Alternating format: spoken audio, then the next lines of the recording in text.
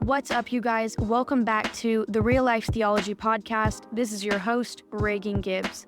Today's episode will help us understand the journey from addiction to recovery, offering practical insights and compassionate guidance for supporting others in recovery ministries. So let's dig right in.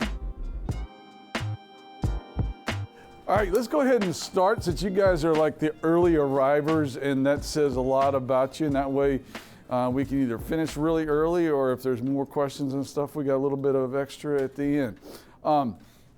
This is something that's very special to me.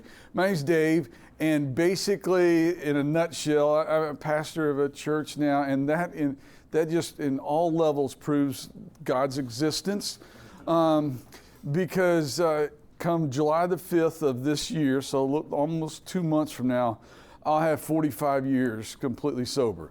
So that says two things, or three things. It says God is awesome. It says I started really early and got out pretty quick. And I'll tell you more about the amazing part of that. But I mean, mine was, I grew up in this incredible Christian home. I mean, my home was that one that, like, if they had a Bible study at our church at 3 o'clock on Tuesday mornings, we were there. Just no questions asked. And I grew up in that kind of home. Neither one of my parents ever tasted a drop of alcohol, much less anything beyond that. But I became an athlete at a big high school in Lexington, Kentucky, and started running what I thought was what all the cool athletes were supposed to do. And that's how I got into my madness. That had incredible twists and turns, far too many nights, even as a high school student, not knowing how I got home. If you are familiar at all with alcohol in general, I got to where it was nothing for me to have a half pint of Southern Comfort on the way to school in the morning. That's when I knew that we had crossed the line. Fridays and Saturdays after ball games, I was that guy that actually liked beer. Like that was a problem. You know, if you were one of those guys, how a lot of young guys, they start drinking beer just because it's cool and they really don't like it. My problem was, from the first time I tasted it, I liked it.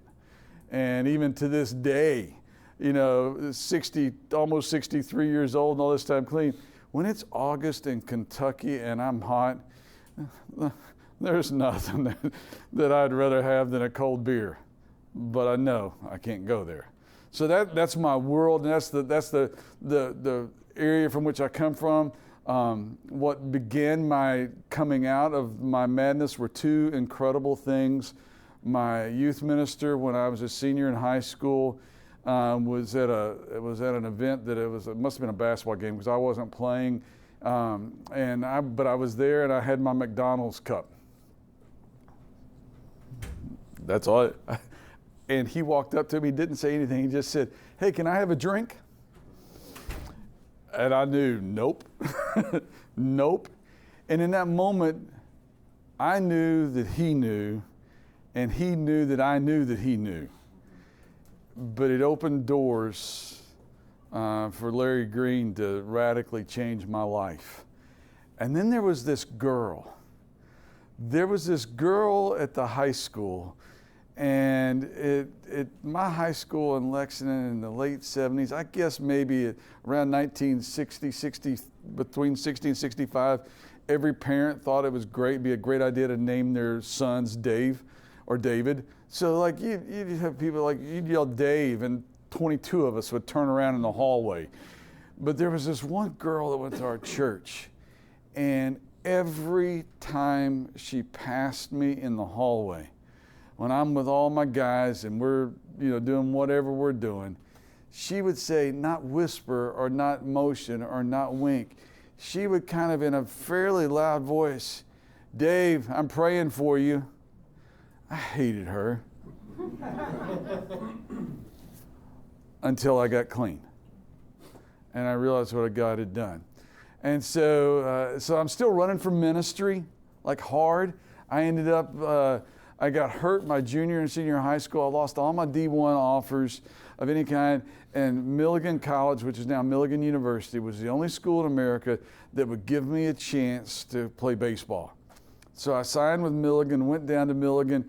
My undergraduate is in business administration and marketing. I was running for ministry.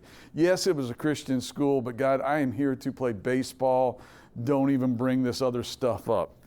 And the end of my freshman year, I got invited by some guys that I'd become friends with to travel with them for the summer in a camp team band, and I was going to be the speaker and share my story with high school kids. And I thought that'd be cool. And so I was telling her before, that's where I met Chris Philbeck, who's the pastor here. Chris was in his first ministry in Houston. He's a few years older than me, and we came to his camp and we became friends, and it's 40, however many years later. And I'm running for ministry. God don't do it. And about halfway through my sophomore year, one night about midnight, I just couldn't stay. I got up and I just started walking. I ended up on the baseball field. I was sitting down on the pitcher's mound. I was a pitcher. I was sitting on the pitcher's mound and finally said, all right, God, here's the deal. First of all, don't ever make a deal with God. But so I said, okay, God, here's the deal. I'll do this ministry thing, but I'm going to be a youth minister until Jesus comes back. Just don't ever ask me to preach or be a missionary. Well, 28 years into preaching now, I've been wondering for a long time I was wondering when that mission thing was going to bite me in the rear. And a couple years ago, one of our former addicts at church, I made that comment, he goes, it already has. I said, what are you talking about? And he said, one of the most profound things, he said, what you do for us is just as much mission as if you were in Africa. And I was able to share, but it's by the grace of God there stand I. That's why it's been so important to me. And I figured God kept me alive for a reason. And for years, I was like undercover. People didn't know until I pulled them out of a house. And I was a student pastor, and when you're the student, if you're a student pastor, have been there, you know where the parties are. I mean, they're not great at keeping secrets. And so I knew where back in the late 80s, I'm a big guy. I was stupid. I'd walk into parties and just grab some of my guys by the ear and say, come on, your mama wants you. And I figured the worst thing could happen is one of those knuckleheads might take a swing at me, and well, that wasn't going to end well for them. Fast forward now, I don't go into those houses just by myself anymore. And if you'd told me even 15 years ago that I would be carrying a weapon almost every place I ever go, and that even right now we can walk out to my truck and I've got Narcan and pee strips and pee cups, and they're with me everywhere I go, because that's kind of the world we live in now. And so this whole idea of doing this kind of ministry, it's so critical, but I'm going to tell you straight up from the top, it is not for the faint of heart. It is not for the faint of heart. But you talk about life-changing. And so we'll talk about that. At the end, what I want to do is, when I come around to the end, I want to kind of go around and find out who's already doing recovery ministry at your church, and if you got questions about that. We've done many different things. In a nutshell, we were part of a ministry that we started that branched out in town. And I just got in last night about 10:30 because yesterday, I didn't think of it. Yesterday I had to do a memorial service for the guy from my church that helped me start our recovery ministry. He was 84 years old and dropped dead Wednesday afternoon in his garden, which is how he would have wanted it. Sam was about this tall, white hair. I called him my little Keebler elf. When he died, he had 57 years sober. And that little guy would crawl up inside of you. I've seen him say things to people bigger than me, and I'm like, the first guy he ever brought to my office when we started the ministry, he had a guy come in his office upstairs and was talking to him. He brought him downstairs. You got to go meet Dave. And that's kind of how Sam talked. You got to go meet Dave. So he knocks on the door, comes in, brings this guy, and this guy's like 3 inches taller than me. His name's James. He's a big old dude. And Sam brings him in. Dave, just want you to meet James. He ain't nothing but an old drunk. And I'm kind of sitting there thinking, he's a big old drunk and I can't get to you quick enough, you know? And so they sit down in the chairs in my office and he starts talking to this James. And he's like, James, I'm not going to believe anything you tell me for 90 days because you can't tell the truth for 90 days. You're such a drunk. You can't tell the truth. And I'm like, yeah, but he could smash you. Like he's going to get. But the whole time when I noticed that day, James, the big guy, he's just sitting there going,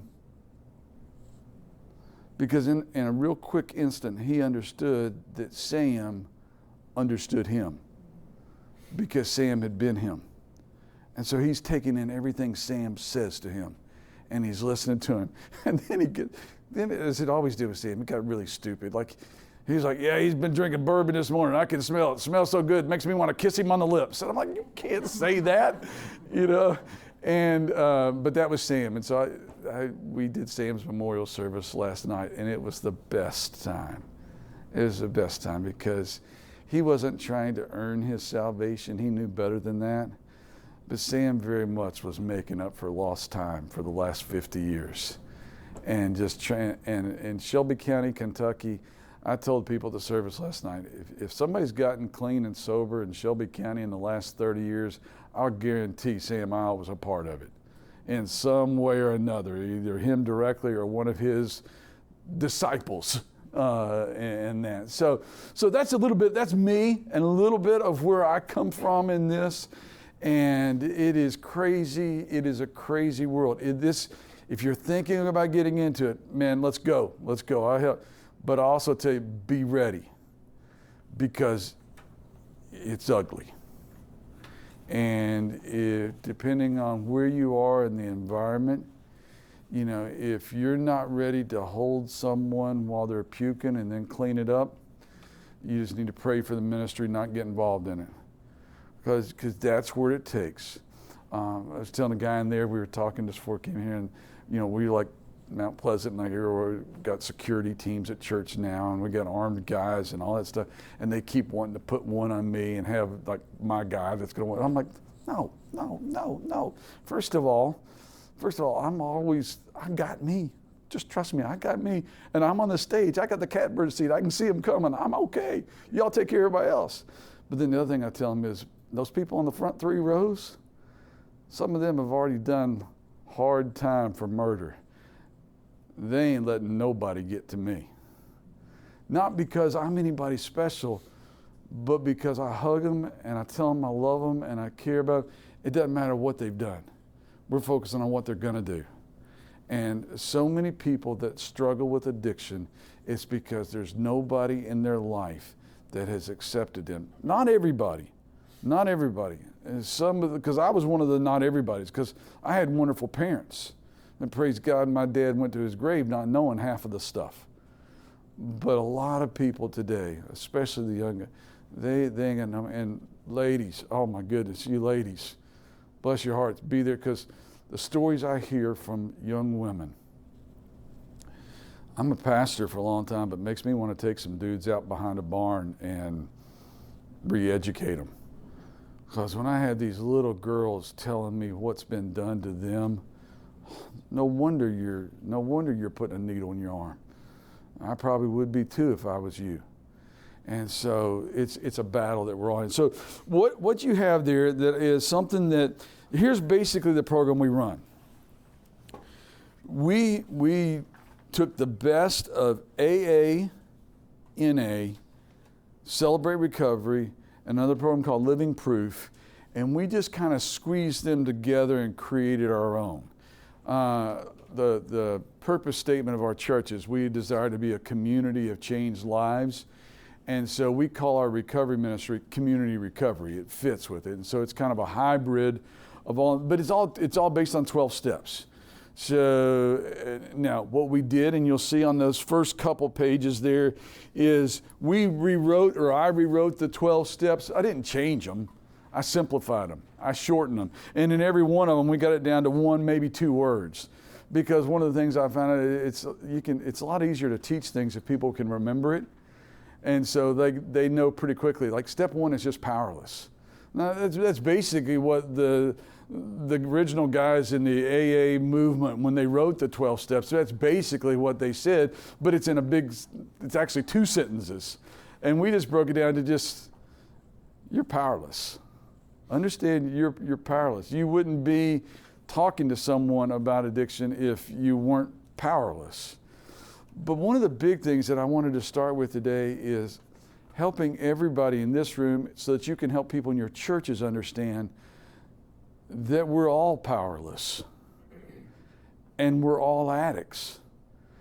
Even if we've never tasted a drop of alcohol or an illegal drug or whatever, we are all addicted to sin. That's why, and so the specifics might be different, and sometimes because of the specifics, people are held at arm's length because of their specific thing. But the only way we're ever going to really bring help and healing to them is if we can help them understand, hey, me and you both, my addiction may just be to, I'm not really good at doing what God's called me to do. And so we're no different. But let's figure out, I'm powerless on my own. I'm powerless on my own. And that's one of the things I see a lot of men, when we do our men's ministry, we talk at men. Ladies, you can still listen because you can go home and tell the guys in your life this. Men, our problem is we grew up in a generation where they told us, hey, you're struggling? Pick yourself up by your bootstraps and let's go. Man up. Man up. And big boys don't cry. All that garbage, okay? And so we convince little boys that grow up to be us that, just fix your stuff. Just fix your stuff. And one of the things we have to realize is some stuff just can't be fixed. We have an adversary that messes up so much stuff that some stuff just can't be fixed, and you can't work hard enough to fix it.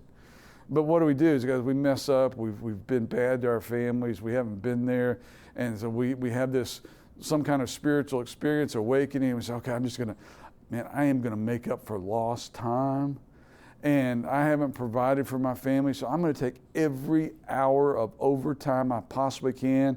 And all of a sudden, yeah, we may not be drinking, we may not be smoking, we may not be doing whatever, but we're working 100 hours a week and we're never there. And we think because we're stacking cash so that our kids can do whatever, that we're making up for lost time. But we can't work that hard.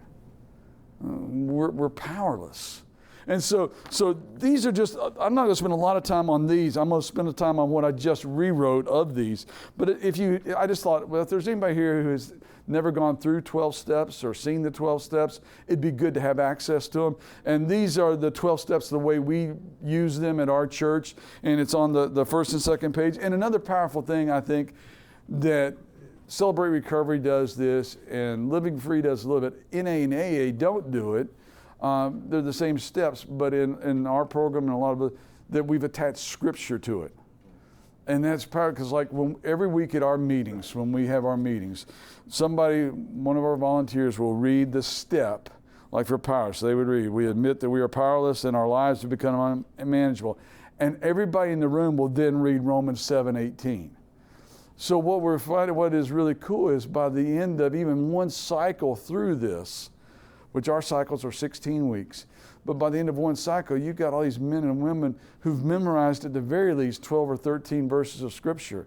Because when they repeat it every week, they get to, and it's so cool when you watch them. They come in the first weeks and they're like just reading it, and by the 12th week, they're just like quoting it. And it's so cool, and then so we use that and then teach them. That's one of your greatest weapons now to fight this. And that when Satan comes against you, you've got some weapons of Scripture that now you can combat when he's coming, he's tempting you to go out and have that drink, or to go out and gamble, or to go out and hook up with some woman or man or what, you got weapons. And so that's how we start, all right? So these are our version of the 12 steps. If you flip over to the second main page, but it's the one that says community recovery at the top. What I did when I started thinking, when they asked me to do that, I thought, what do we do? What do I do for people that are wanting to help? How do help you guys that started? And so I thought, let's just make this really practical. And so I kind of redid the 12 steps again, just for 12 steps for discipling those caught in addiction, and to help people to be able to go back home and make a difference. And before we get into the steps, that first thing there is, I think it is so critical to begin with the understanding that addiction is a person's condition, not their character. It's their condition, not their character. Like I said, we use a lot of AA and NA stuff, and there's some things in every one of these programs that I personally don't like or don't agree with. In a couple things in NA and AA that just, again, I don't think we don't use them. One is, how you've seen it on movies. If you've never been to an AA meeting in your life, but you've been to a movie or you've seen a movie of it, and the meeting starts and somebody stands up and says, "Hi, my name is Dave. I'm an addict," or "I'm an alcoholic." I'm like, okay, maybe the first time you came to the meeting that applies, but if you're like me, you got 45 years clean? No, my name's Dave. I'm a child of God who used to struggle with alcohol. All right? I used to struggle with whatever. Because I don't want people wearing labels. The world is so adept at putting labels on people that force them into pockets. I mean, you think about what's being done to our young people in the schools and forcing them. I'm convinced, and I don't want to get straight to it, I'm convinced that one of the reasons we struggle with all this gender identity stuff and things that are going on in elementary and middle schools today is we've morphed into a society that if a young boy walks or talks somewhat feminine, everybody tells him what he is. And if a young girl is, I don't know, really athletic, or use the term butch or whatever, society tells them who she is, tells her who she is. And after a while of being told that's who you are, guess what? It's who you become. It's who you become. And so I think it's critical, if we're going to do addiction recovery, that we don't label people. We don't label people. We just say, yeah, what's your struggle? I got one too. All right? And so that's critically important, and to understand that we're all a mess. We're all a mess. Without Jesus Christ, we are all a mess. And if we could fix it on our own, he didn't need to die, did he? And the big saying we repeat every week in our meetings is the difference between sobriety and recovery is named Jesus. Because in all those other programs, I've seen people that I care deeply about get sober and get sober and get sober and get sober for the 12th time, but they never recover because they never cross that line into a real relationship with Jesus, who is the only one who can help us recover. And so let's work on that.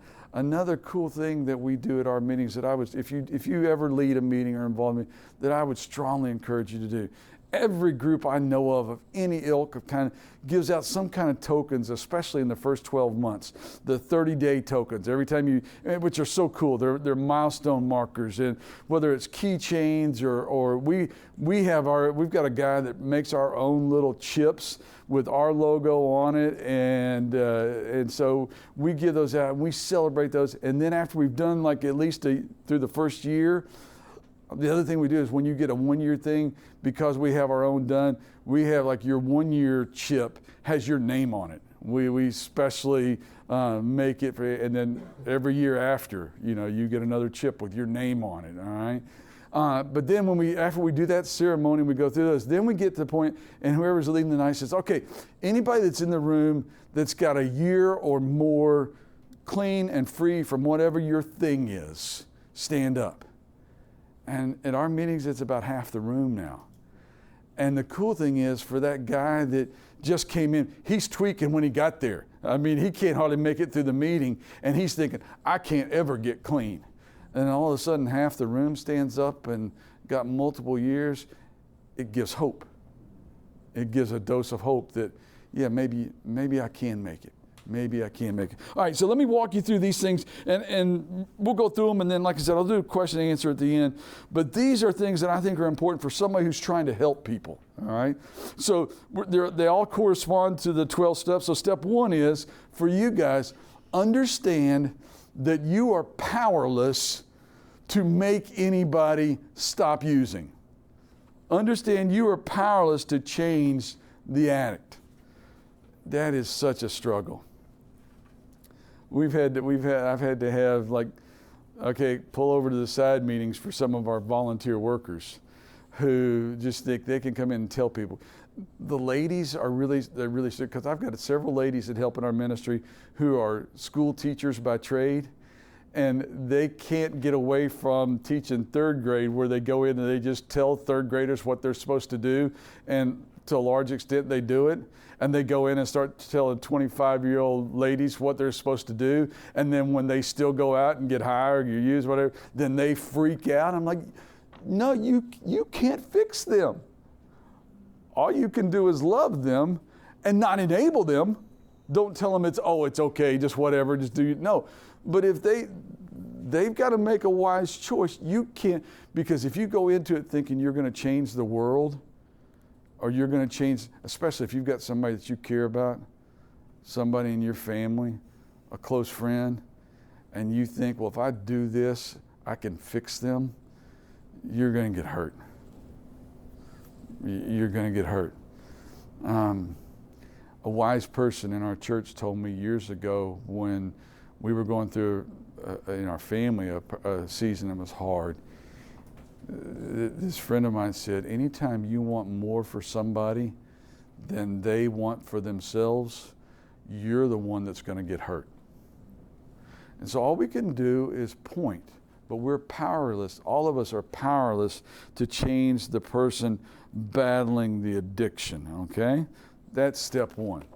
Step 2 in just the recovery is to accept the fact that there is one who can help change. And so for those of us helping, it's to encourage the addict that restoration is possible. I don't know if any of y'all have ever had one of these kind of conversations, or maybe you've said it about yourself. I choose to hang out places that people wouldn't normally think a pastor would hang out, because the more I read the New Testament, that's kind of where it seems like Jesus hung out a lot. So like I played in a men's golf league at the country club for years on Tuesday nights, and almost every Tuesday night, by the end of the night, I was the only guy there that was completely sober. But they'd ride my golf cart and whatever. Now, closest to the pin contest, I won a lot of money, because when you're the only one there that can see the pin, you can get close. So I used to take their money and like go on. But you know, if you ever want to do, like, you get guys like that for 4 hours in a golf cart with you. I used to tell people it was my confessional on wheels, because we'd be out there forever. And after you just show that you care, and that, you know, if they've got a beer sitting in my golf cart, I'm like, all right, I'm not drinking, but whatever. And all of a sudden it shows it, and then they start, because liquid courage, you know, it works a couple ways. Like, sometimes it can get you in trouble, but sometimes it gets you started talking when you need to talk, and you need to tell that guy that's the preacher sitting next to you. And I tell you, every sin that a male could possibly ever commit, I've had confessed to me in a golf cart.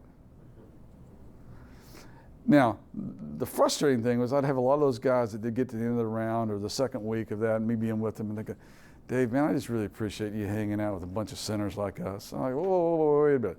If that's the qualifier, we're all on the same team. We're all the same. And then they would say this, whenever I get this, and they were talking about whatever their this was, their language, their porn addiction, their drinking, whatever their this was. Whenever I get this under control, I'm going to start coming to church, and I'm coming to your church.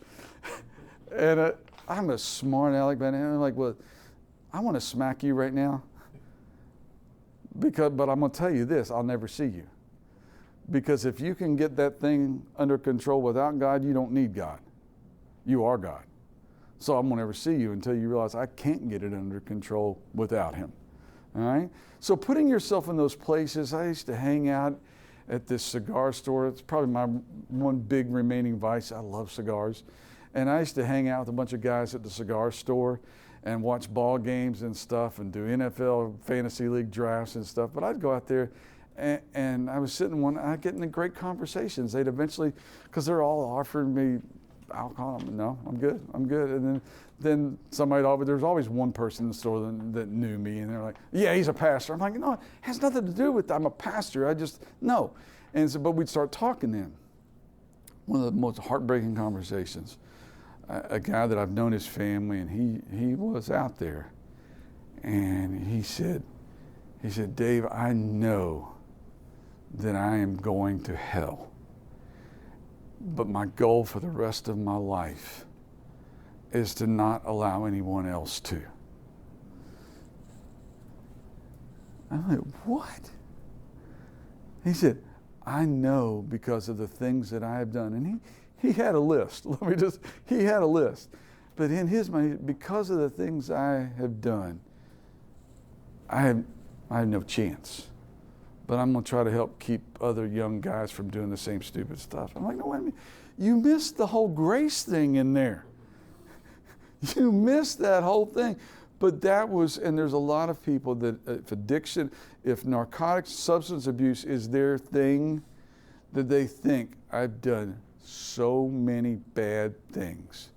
I've stolen from people like my parents and my grandparents.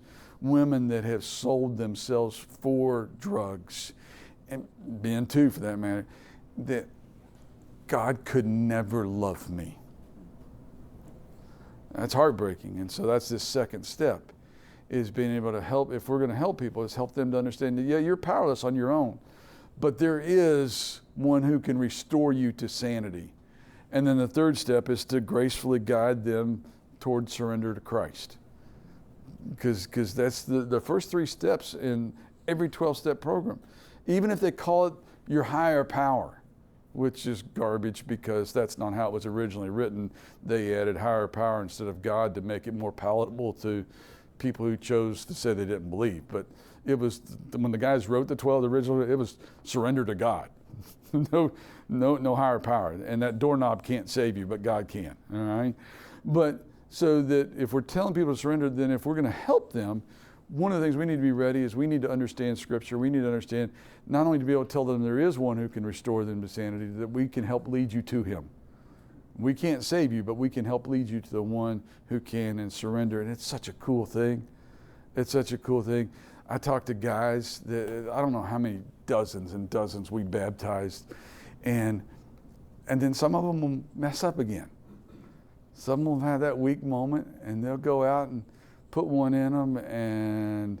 But then the ones who have accepted Christ and been baptized, they all tell them themselves.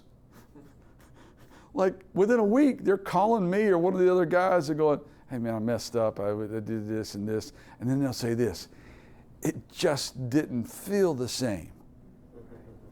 Like, no kidding, man. You just put that dope in the Holy Spirit because now he's living inside of you. It's not going to feel the same. And God uses that to bring people back. And so we just, okay, my big thing is, okay, you fell, all right, day 1, let's go. Let's go. We're back at it. So first step is understanding you're powerless to change them. Second step is that you need to encourage the addict that restoration is possible. And third step, be ready to gracefully guide them towards surrender. And then in the 12 steps, the fourth step is a hard one. It's a really hard one because it's where you start making a list of all the things that you did that were stupid. You start making a list of what have I done? What have people done to me? Who have I hurt? Who's hurt me? Now, why did that happen? What did I contribute to it? And so that's what the person battling addiction. So you need to be, if you're going to be a leader in that, you need to be able to help people walk through it. And part of that is being willing to ask them some tough questions. Because when people go through the 12 steps for the first time, they get to step 4, they all make a list that would fit on a Post-it note. and they need to be prodded. No, there's you sure that's it? You sure that's it? And then they'll start thinking and they realize, no, there's more to it. And so it's not pointing fingers. And this is a big one we talk about all the time. We 2 or 3 of the steps you kind of help people make lists. But so I thought it would be appropriate if I brought an addict with me today. So this is Matt Wilson. He's a child of God who has been down many paths. So, and he's my brother from a different mother. But when people are working on their inventory, allow them to work on their inventory. You don't work on their inventory, all right? Because, man, that's easy. That's easy. Like, if Steve and I knew each other, but I could have a lot of fun telling Steve everything needs to be on his list and not ever focus on mine. No, but if we're going to help people, we just need to help them, kind of coach them through, well, what about, and maybe a lot of times what it is the one thing they did put down has a lot of other tentacles to it. And if we're going to be a coach or a leader, a mentor, we can kind of help them walk through what are the other things about that, all right? And in this step, I think, is the beginning where people really need to start searching for the why. The why is so critically important. We focus too much on the what and when it comes to addiction. Well, what's your addiction? Is it alcohol? Is it weed? Is it pills? Is it needles? Is it whatever? But here's the deal. If you don't figure out the why, the what will keep changing. You got to figure out the why. You got to help people. You got to figure out your own why. That when things get tough, why not run to God? But the addict, because I don't know how many people are like, okay, yeah, they used to be a stone cold drunk, and they don't touch alcohol a bit now, but man, they live at the slot machines now that it's legal in Kentucky. They haven't figured out the why. The addiction, their current addiction, might not kill them as instantly as if they got some fentanyl in them, but it's still killing them because they haven't figured out the why. And so part of this list is helping people figure out the why. Step 5, assist the addict in being able to admit their condition by understanding your own. Comes back to we're all addicts. We're all sin addicts. And even if you've never done a substance or gambled or whatever, there's stuff in our life that if we think that we're holier than thou and we're trying to fix all the messed up people without understanding we're messed up, it comes off as insincere, and they'll lose you. They'll lose you. You'll lose them because I can't relate. What? You've never done this? I can't relate to you. And so when we're sharing our story with others, we need to be open and honest, but never glorify the sin. Cause I get in a group of men, and if I'm not real careful when they start, it's like I'm just going to one up you. Oh, you did that? Well, here's what I did. Oh, you sold this? Well, here's what I sold. No. Admit enough of your own struggles to where you build a bridge, but not to where you're glorifying the sin, because then guess who gets glorified? The one who caused you to do those things is getting glorified instead of the one you're trying to point people to. All right? But understand that enough so that you can help them to understand that. And which leads right into step 6, which is check your motives for a pure heart. This is where we land heavy on this when we're doing recovery. And that scripture that we all know that David created me a pure heart, O God, and renew a steadfast spirit in me. Prepare my heart and mind and soul for Christ to cleanse me. Let's go back to that idea of helping that man or woman understand you don't have to spend the rest of your life this way. Yes, you can change, and you can make a difference if you allow God to change you, okay? Step 7 is to really ask God to help you help others. God, I really want to make a difference. I'm not in this for my glory. I just want to help others. I told you at the beginning, like, I've been doing this for 40 years, 37 in Shelbyville. And those first years, when I first got to Shelbyville, man, we were as clean a town as you could get. I knew what the drug world was like.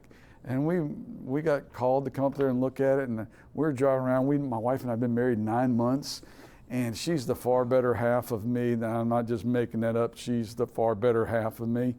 And we're watching for stuff, and look, Shelbyville was clean. And so we're thinking, we can raise a family here. We can raise it. We had lived in a place in Tennessee that had mountain airports where they were flying cocaine in every day. We knew, and we're like, there ain't none of that. So we move in, and then it starts changing. But early on, it was just like alcohol and weed. That was it, alcohol and weed. And so I could go in and help, and I could really fly under the radar. That unless I grabbed you by the ear, you didn't know I was in the scene, all right? And then heroin. And then ODs. And then people start figuring out, what's the preacher doing here? How's that guy every time one of my friends ODs, he's there? How's that? And then they started realizing that I was getting phone calls just like the guys with the blue lights. And so it kind of came out, and we had to really focus on, no, I'm not here because I want you to see that I'm here. I'm here because I know, here's what I know. Here's what I know. There was a bad season in my life and in my son's life. And there was a time that I would have written any one of you a check for every penny in my checking account if you could go and find my son. And praise God, that's all past. But now I know when I go out in the middle of the night or when I go to one of these scenes, I know that person laying there is somebody's little boy or little girl. And all I can do is try to make a difference. And it's not about me, it's about them. And so if you are thinking about getting involved in recovery ministry, that's got to be, folks can't be about you, it's got to be about them and other families where you're making a bigger difference. Thank you so much for tuning into this episode of the podcast. Please like, comment, and subscribe to the Real Life Theology podcast, and check out all of our other content. And we will see you next time.